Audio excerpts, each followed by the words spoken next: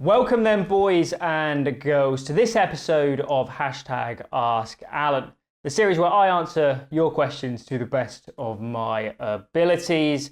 And if you've got a good question, all you need to do is head over to Twitter, use the hashtag #AskAllan. And if it's a good question, maybe I will respond to it in the next episode. Well, let's waste no time and jump into the questions. Raf V asks, what's your thoughts on the 7-man Mad Lions roster and their approach of bringing in experienced coaches and then looking to develop those younger talents? So I think the first thing is that I really do like the approach of trying to get down a really solid coaching staff first. It's not just Cuban, it's not just Regin behind the team. They've got a whole kind of support system around them. So I really like this aspect, and I wish more teams took this approach of trying to solidify stuff outside of the game, because I don't think people realise the amount of difference this can really make.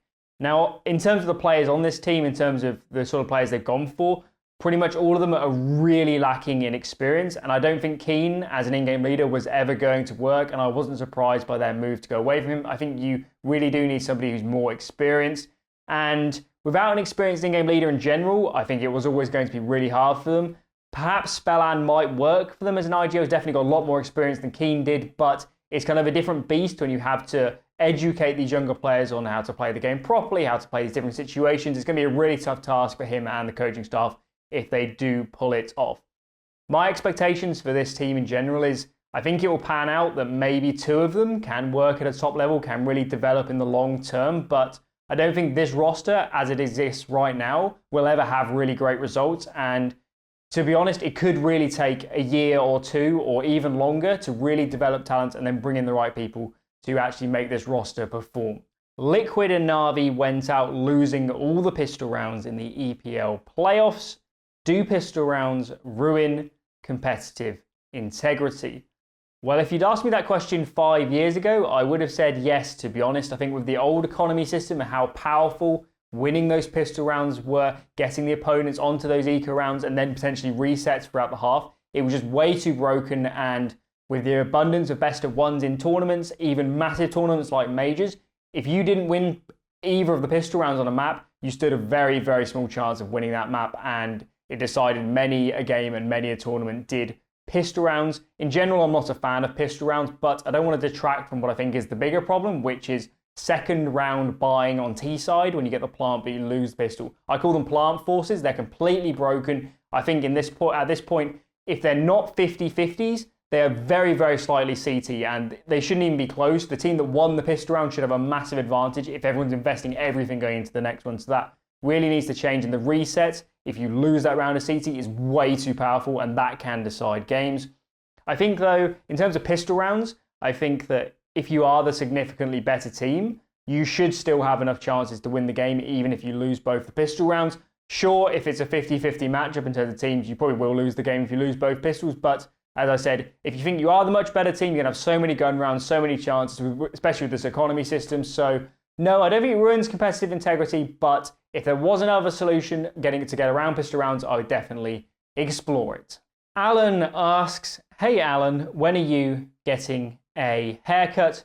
That is a very good question, and all I need to say on that one is I'll get a haircut as soon as Boris lets me. So next up, we've got a question that's a bit different, and that's because it wasn't specifically asked to me. I just saw it on Twitter and thought it was a good topic to cover. So this comes from Mighty Max, the in-game leader of Endpoint.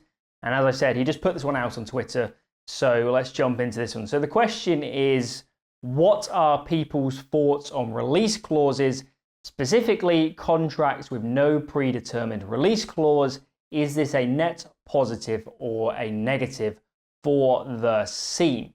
So for those that don't know, in simple terms, a release clause is a set number that if Team B wants to acquire Team A's player, if they meet this number and the player agrees to go over, Team A has to release this player. So there's a certain number, and if they make an offer above it, the player has to be released. You see this all the time in, football and some other particularly European sports. So in general, release clauses, buyouts, all of these sort of things can definitely be a mess at esports, particularly at the lower levels and for younger players when they're negotiating these sort of things. And they're just a great example of why we need real agents and real representation for the players who are kind of responsible and putting realistic numbers on the table, and they're actually being professional about doing their job and, you know, putting reasonable numbers down for these players and not having huge issues either way in terms of the buyout. So kind of both parties actually get the best out of the situation. So the other thing this question reminded me of is a few years ago in Formula One, we had a situation where driver Max Verstappen, touted by many as probably going to be the best driver of the next kind of 15 years, as certainly when Lewis starts to drop off. A few years ago in his contract, he had a clause that said if he was not third in the Drivers' Championship, I think it was by the summer break, he had the option to leave his team, Red Bull at the time, and go to another team.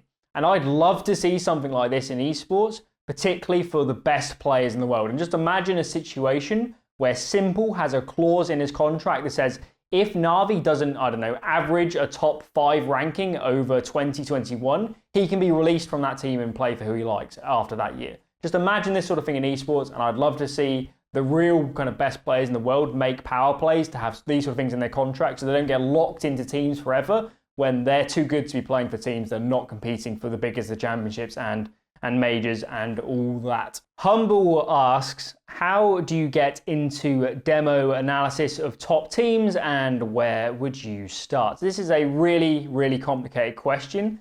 And I think the most important thing to say is this is definitely something that is quality over quantity. 100% one well-analyzed round is way better than just watching loads of games and just sitting back and not really taking any of it in. I think using tools like Gnosis, Noasis, however you say it, using Shadow, using Skybox, got them actually playing behind me right here. These sort of tools really save a lot of time. Even VOD reviewing, I used to do that all the time. Doing these sort of things to save you time is really, really helpful, and these tools are really powerful, especially now today that they've been really well refined.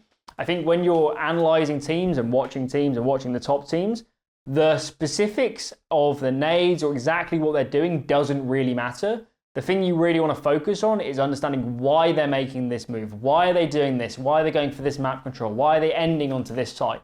And when you start asking these questions and start answering them, the whole game just sort of unravels and it's so much easier to understand, and you can just sort of slot into any execute and say, oh, that's why this works, because they're being explosive and they're exploiting this timing and they faked this site for hitting this site. You know, once you start building up these kind of thought processes, it's so much easier to watch any round and be able to say, that's why this is happening, and then kind of pull stuff out of it as well. I think if you've played in teams and you've heard pretty good comms, or at least reasonable comms, that will help a lot with watching top teams and analyzing top teams, because you'll understand what information is available to the teams. Something that can happen if you watch just VODs or demos is you can trick yourself, because X-ray is always on, you can see the other team. You trick yourself into thinking, oh, they knew this was going to happen. They knew this player was there. And you'll get a big shock if you go into play for teams or coach teams when you can only see your own players and there's a lot of kind of missing information and stuff. So if you've played in teams, if you understand this sort of dynamic, it's so much easier to see pro teams and understand they have this information here and that informed that decision over here. And once you start building these things up, it will really start flowing along nicely. Roger asks, gamble stacks have become a huge part of CES. Why do you think it appears so much now compared with before, and are gamble stacks good for CES? Well, I think in general, as teams have got better at playing on the T side, and they have over the last few years, it's much, much harder to get information on the CT side, and you have to risk it more in the late round, and you have to take risks, you have to gamble stack, as we're talking about here. And particularly take a map like Inferno.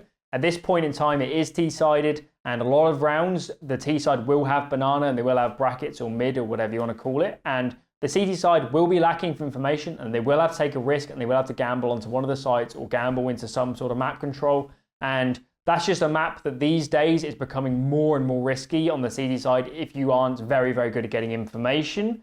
I think in general in CS, making educated guesses, taking small risks round to round is fine. There's a reason we play 30 rounds a game instead of just 5, because, you know, it is a game where you've got to take small risks, but over a whole game, it should even out. I think the problem is when it's just blind risk taking and you just forced to take risks by the map, for example, that's a real problem, and you do see that on some maps. And I think this sort of whole dynamic of getting information and preventing having to go heavy gamble stacks late, it should be a massive consideration for map design. And I think this kind of whole area is the biggest problem with Dust 2 and Vertigo, where it's so hard to get information, in my opinion, as the CT side, that you have to take risks, you have to stack sites, you have to over-rotate, and it kind of ruins how the game is played in my eyes. Arthur asks, what's up with Big and can they come back to their 2020 level?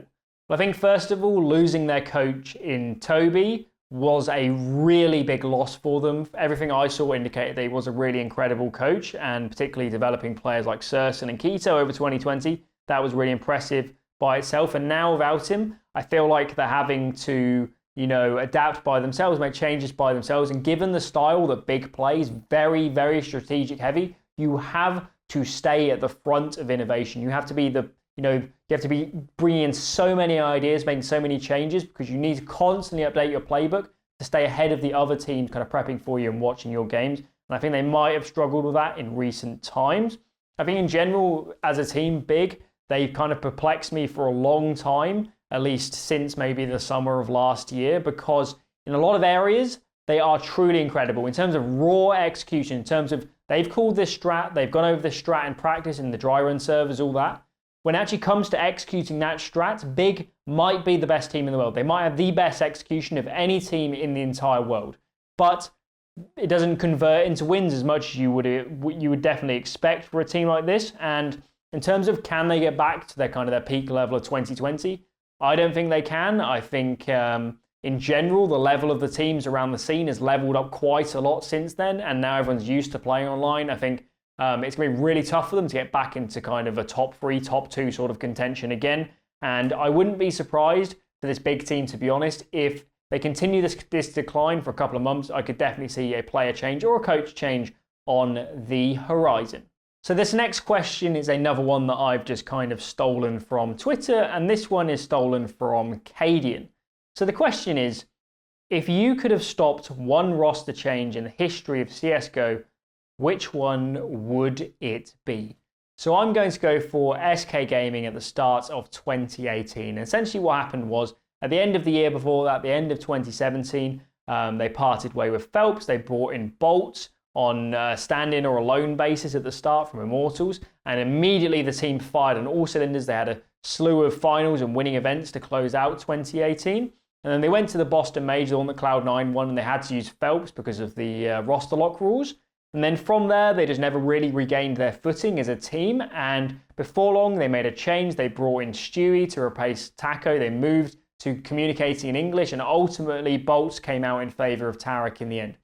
And I think this roster was a very kind of big wasted opportunity. I still think it could have worked phenomenally well. I think it could have been in contention with Astralis during those early months, going into kind of the spring of 2018. They could have really been in contention with them to be the best team in the world. And I think the move to go to speaking English and bringing in these players that hadn't played in a system like what SK going into MIBR had used was a really terrible decision. I don't think it works for anyone in that scenario. And I think, it was a roster that definitely deserved more time. And it's one of those what ifs for me that had it stayed together, could they have really challenged with kind of the top teams in the world over 2018. Joshua asks, what are your thoughts on Endpoint, and do you see them doing damage in the future?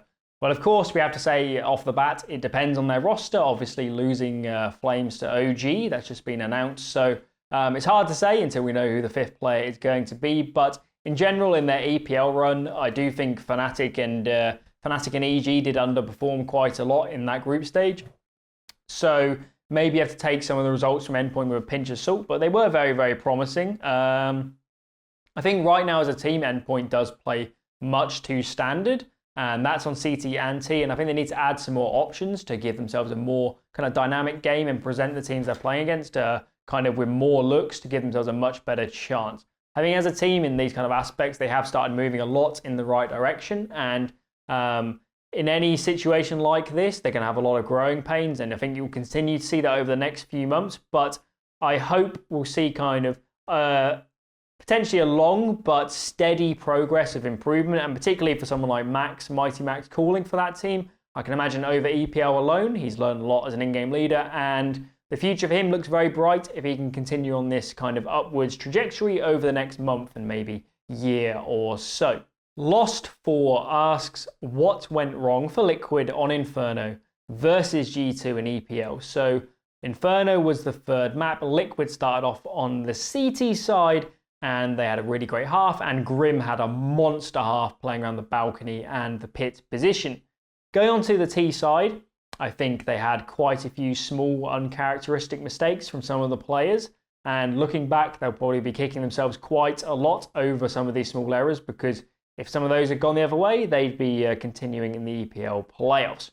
Now during this game, as the CT side, G2 were playing a lot into brackets. They're playing heavily into mid, playing long setups, all this sort of stuff. And I think they really caught Liquid off guard with how they were playing. G2 were playing a very, very dynamic CT half. Very impressive for a team with a roster in flux. But during this second half of this game, they were in the driver's seat. They were in the commanding position.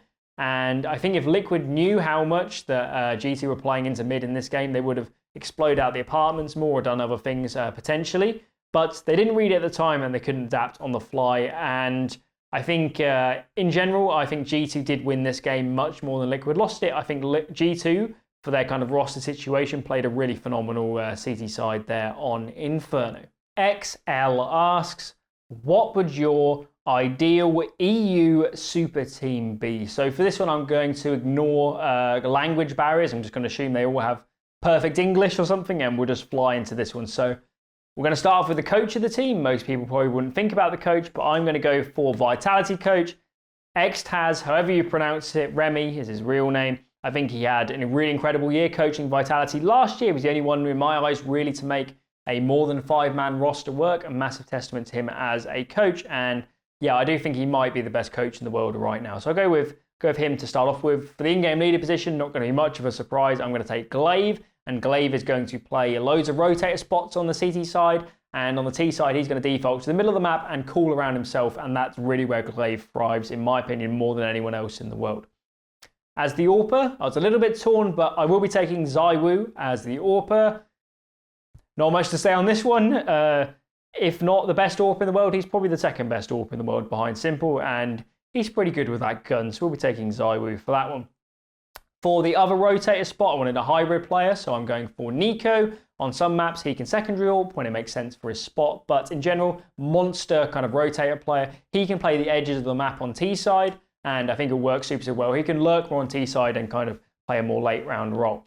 For the big site anchor, so we're mainly thinking about the A sites here, take A site Mirage. I'm going to take Brolan as my A site anchor on the CT side.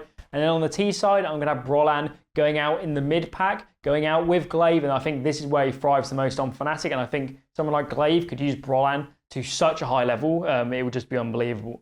And then finally, for the small site anchor, I'm going to go with Rops. Might be a bit of a role clash. Maybe he's better suited to being a big site anchor, but I think he would work. He can secondary AWP on some of these spots as well. And then on the T side, he can play the edges. He can play the late round stuff. And Rops has been so good on Mouse Sports for quite a while now. So that would be my team. I think it would be awesome. I think as a different option for this team, I think you could have Device AWPing and then Nico coming out of the team, and then ZywOo being that hybrid rotator player, picking up the AWP when needed, but getting a lot of space on the CT side of the map at least. I think that would work as well, so maybe that is another option. Well, that's going to wrap it up for today, guys. As I said at the start, go and put your questions on Twitter for next time using the hashtag AskAllan, and maybe if there's a good question, I will address it. This has been fun. Send in your questions for next time, and I'll catch you all next time around.